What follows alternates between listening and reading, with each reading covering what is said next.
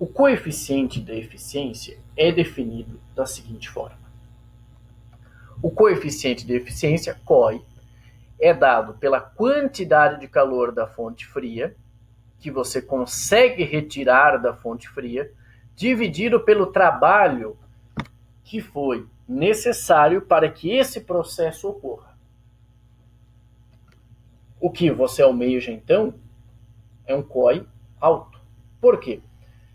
Porque um COE alto significa que você consegue retirar bastante quantidade de calor da fonte fria com pouco trabalho. Essa razão entre a quantidade de calor da fonte fria pelo trabalho realizado para isso é o COE. Os refrigeradores comerciais comuns, eles têm o COE entre 5 e 6. Isso pode variar, mas o COE fica entre 5 e 6. Vou voltar um pouco no slide para falar sobre algo interessante. Um ar-condicionado, o funcionamento de um ar-condicionado, ele se baseia, se vocês observarem, vamos imaginar que aqui é uma sala, por exemplo, você retira calor da sala e joga para fora, utilizando aqui um processo de compressão. Vocês podem observar quando você instala um ar-condicionado, por exemplo, um climatizador de ar, você observa que esse local, essa fonte quente, ela fica da parte de fora. Ela fica na parte externa da sala, justamente porque você vai fornecer a fonte quente, o reservatório quente será, nessa situação, o ambiente, o meio ambiente. Então você vai fornecer essa energia na forma de calor para o ambiente. Então o COE, coeficiente de eficiência, é dado da seguinte forma. Você retira calor dessa fonte fria, você vai pegar esse valor que você absorveu aqui, utilizou, e vai dividir pelo trabalho realizado, por exemplo, pelo compressor. Quanto maior esse valor, maior o coeficiente de eficiência. Vamos dar um exemplo. Eu vou mudar um pouco o exemplo, não vou falar de um sistema de refrigeração, mas sim um sistema de calefação. Então, eu fiz um desenho aqui, um exemplo de uma casa, que está num local em que é muito frio. O que você deseja, então, nesse momento? Você deseja esquentar a casa. É um exemplo. O que você faz, então? Você vai utilizar um dispositivo cujo coeficiente de eficiência é 5,7. O objetivo aqui é que você entenda o que significa esse coeficiente de eficiência. Vamos imaginar o seguinte. Vamos imaginar que a temperatura aqui fora dessa residência é muito baixa. Essa casa fica localizada numa região em que é muito frio. Desejamos, então, esquentar o interior da casa. Fornecer calor para essa fonte, que vamos chamar aqui de fonte quente. Como isso poderia ser utilizado? Então, temos um dispositivo cujo COE é 5,7. O que esse dispositivo vai fazer? Ele vai retirar quantidade de calor de um reservatório frio, fornecer uma quantidade de calor para um reservatório mais quente. Se o COE é 5,7 e o trabalho realizado nesse ciclo é de 100 joules, quanto conseguiríamos retirar de energia na forma de calor da fonte fria? Vamos utilizar então a definição. COE é igual a quantidade de calor na fonte fria dividido pelo trabalho. O COE é igual a 5,7, um exemplo. Quantidade de calor retirada da fonte fria, não sabemos. E o trabalho realizado é 100 joules. O que significa um COE de 5,7? Significa que se você realiza um trabalho de 1 joule, você consegue retirar 5,7 joules de calor da fonte fria. Então, a quantidade de calor retirada da fonte fria é igual a 570 joules.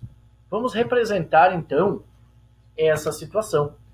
Você tem esse dispositivo, em que você realiza um trabalho de 100 joules, retira uma quantidade de calor de 570 joules da fonte fria. Com esses 100 joules de trabalho realizado sobre o sistema, você consegue, com esse dispositivo, com esse COI, retirar desse ambiente uma quantidade de calor de 570 joules. Qual será a quantidade de calor aqui que será fornecida nesse reservatório quente? Pela conservação da energia, 600. 100 mais 570 é igual a 670 joules. Então esse é um exemplo, pessoal, de uma máquina térmica funcionando ao contrário, podemos dizer assim, dessa forma. E esse processo, ele não viola a segunda lei da termodinâmica. Por que ele não viola a segunda lei da termodinâmica? Porque ele não é um processo espontâneo. Outro conceito, é o último conceito, então, que a gente vai estudar na termodinâmica, é o conceito de entropia. Muito se fala sobre entropia. Entropia tem um significado muito importante na segunda lei da termodinâmica. Mas o que mede a entropia? O que está relacionado com a entropia? Vamos dar um exemplo. Imaginem vocês um bloco que desloca-se, você pega e empurra um bloco numa superfície horizontal, uma caixa. Você transferiu energia para ela, então ela tem energia cinética, depois de um tempo ela para. Ela para por causa do atrito com o Sol. A energia se conservou. No início você tinha energia cinética. No final, você teve um aumento da energia térmica, aumentou a temperatura da caixa e da superfície. Mas, no início, você tinha maior disponibilidade de energia para realizar trabalho. Porque uma caixa em movimento pode realizar trabalho. Você consegue, por exemplo, colocar uma turbina perto, essa caixa atinge uma turbina em movimento. Então esse processo, ele é um processo que diretamente é possível a conversão dessa energia em trabalho. Agora, se você esquenta o chão quente, é possível ele realizar trabalho? Então, quando falamos em energia, eu destaquei 2 pontos nesse slide. A energia é uma função de estado. Quando você tem, por exemplo, PV igual a nRT, energia interna, são funções de estado. A entropia também é uma função de estado. Quando falamos em entropia, embora a entropia esteja relacionado com essa questão de disponibilidade de energia para a realização de trabalho, um primeiro conceito com relação à entropia tem a ver com a desordem de um sistema. Então, quanto maior a entropia, maior a desordem de um sistema. Sistema, pensamos aqui num gás, num recipiente, pressão, volume, temperatura. O que importa para a física não é a entropia. Claro que a entropia é um fator importante, mas o que importa quando analisamos a termodinâmica é a variação da entropia.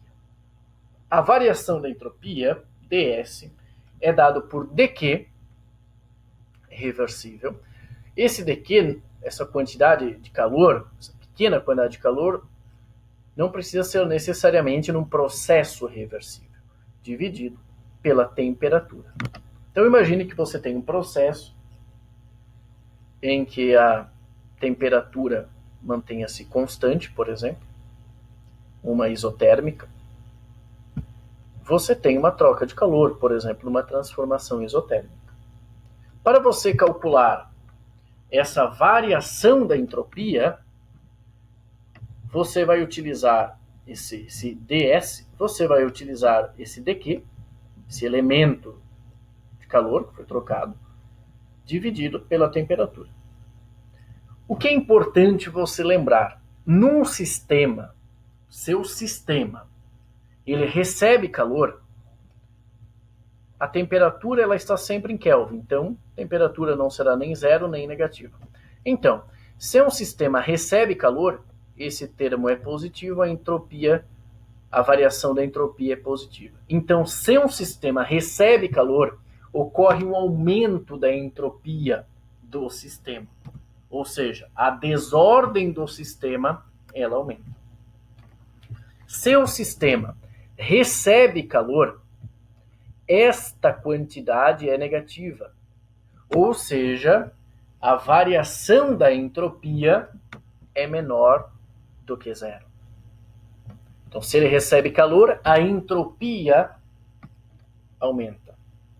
Se ele perde calor, a entropia, a desordem diminui, a desordem de um sistema. Então, com esses dois conceitos, que são muito importantes, quando a gente fala em entropia, se o sistema recebe calor, a entropia aumenta, a desordem aumenta. ΔS ou ds será positivo. Se o sistema perde calor, aqui eu só colei aqui, mas perde calor, pessoal, quantidade de calor negativa, esse ds é menor do que zero. Então, se ele perde calor, a entropia, ela diminui. Vamos analisar a variação de entropia de um gás ideal. Então, de um gás ideal, nós já falávamos isso nos outros vídeos. Primeira lei da termodinâmica, dQ é igual a du mais dW. É um elemento de calor igual uma variação infinitesimal da energia interna mais um elemento de trabalho, infinitesimal também. Sabemos que o ΔU é dado por CV dt. E esse dW, um elemento de trabalho, pode ser dado por P dV. Agora, P, podemos escrever P como sendo nRT sobre V. Então, essa equação nós podemos escrever dQ igual CV dt mais nRT sobre V vezes dV. Eu vou dividir esse lado da igualdade e esse lado da igualdade por T. Então, teremos dQ sobre T é igual a CV dt sobre T mais nR dV sobre V. dQ sobre T é ds. Então, temos que ds é igual a dQ sobre T é igual a CV dt sobre T mais nR dV sobre V. Se integrarmos esse lado e esse lado, vamos obter a variação da entropia. Vamos considerar que a capacidade calorífica, a volume constante, ela não depende da temperatura. Então, ela sai fora aqui da integral. N e R também saem fora da integral. A integral dt sobre t é ln de t. A integral de dv sobre v é ln de v. Aplicando, então, temos que o ΔS, a variação de entropia de um gás ideal, é dado por CV, ln de T2 por T1, mais NR, ln de V2 por V1. Vamos utilizar esse resultado, que é a variação de entropia em um gás ideal, e vamos analisar algumas situações específicas. A primeira situação é a expansão isotérmica. Vamos observar aqui a expansão isotérmica. A variação da entropia, pensem na entropia nessa desordem do sistema. A variação da entropia em uma expansão isotérmica. Em uma expansão isotérmica, a temperatura é a mesma, então ΔU igual a zero. Ou seja, calor igual ao trabalho. O trabalho é dado por nRT, ln de V2 por V1. Isso já vimos em vídeos anteriores. A variação da entropia, como a temperatura é constante, T2 por T1 é igual a 1, esse termo é igual a zero. Então, a variação da entropia é dada por nR, ln de V2 por V1. Vejam que é bem parecido, não é igual. Trabalho é dado por nRT, ln de V2 por V1, e o ΔS, a variação de entropia, é dado por nR, ln de V2 por V1. Podemos escrever, então, que a entropia é igual à quantidade de calor dividido pela temperatura. Se você dividir essa quantidade de calor pela temperatura, você obtém esse resultado. Então, vou revisar nesse ponto aqui. Se você dividir essa quantidade de calor pela temperatura, você obtém esse resultado, que é o resultado que já havíamos deduzido anteriormente. Então, podemos escrever que a variação de entropia do gás, ou seja, do sistema, é dado por mais quantidade de calor que ele recebe, pois o trabalho é positivo, a quantidade de calor será positiva, expansão, dividido pela temperatura do gás, que permanece constante. Então, o gás ele sofre uma variação de entropia. O sistema, a desordem do sistema, ela é maior. Então, a variação de entropia do gás é dado por mais Q dividido por T. Agora, quando nós falamos numa expansão isotérmica,